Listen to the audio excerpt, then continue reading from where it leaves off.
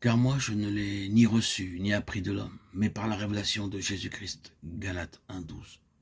C'est au travers d'expériences profondes et douloureuses que le Fils de Dieu s'est révélé en nous, dans la plénitude de tout ce qu'il est.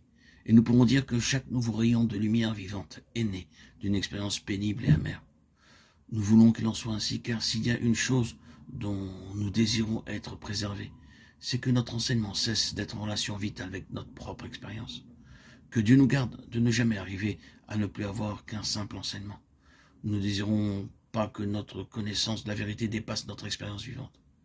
C'est un axiome ou un principe établi que les valeurs éternelles et spirituelles ne peuvent être apportées en vie que dans la mesure où elles sont une puissance vivante de salut, en ce qui les présente. Nous ne pouvons consoler les autres que par la consolation que nous avons reçue nous-mêmes de Dieu. Les autres ne peuvent réellement être aidés que par la puissance de vie en celui qui désire aider.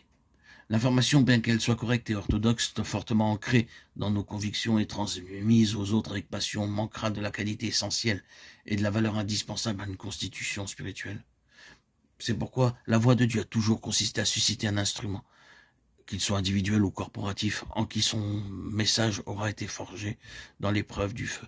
Non seulement le messager doit avoir le message en lui, mais il doit être dans le message, non seulement en pensée et en sentiment, mais en vie et en expérience. Puisque c'est la voie de la vie. Nous suivrons en exposant la nature et le contenu de ce ministère particulier le cours de notre propre histoire et de notre croissance spirituelle plutôt que de faire de la position où nous sommes maintenant un retour en arrière. Les différents livres parus durant ces dernières années n'ont été que l'expression de la révélation progressive qui, sous des aspects divers, s'est faite dans notre cœur. Ils renferment l'histoire de l'action de Dieu en nous, en révélation et en expérience. Ils n'auront de valeur pour les enfants de Dieu que dans la mesure où ils correspondront à l'expérience et aux besoins pour lesquels ils ont été écrits. Là où il n'y aura pas conscience d'un tel besoin, ce message ne sera pas autre chose que des mots. Personne ne pensera que nous regardions ce qui va suivre comme une révélation spéciale, ni que nous considérions notre expérience comme unique.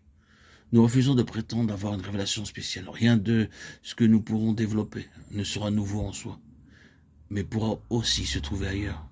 Ce sera nouveau seulement dans la mesure où les choses seront nouvelles pour ceux qu'elles rendront sensibles en leur parvenant avec toute la force d'une révélation, bien que d'autres pourront les avoir vues depuis longtemps. Ce ne sont pas les choses en elles-mêmes qui constituent ce ministère, mais la puissance de la vie au travers de laquelle elle nous pénètre comme par révélation.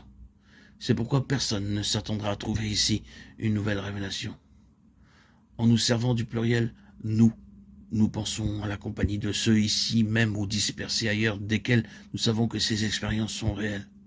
Ce fut après des années d'enseignement biblique, de ministères évangéliques, d'entreprises missionnaires, d'activités chrétiennes diverses que le Seigneur nous a amenés dans sa propre voie, comme nous ne l'avions encore jamais expérimenté.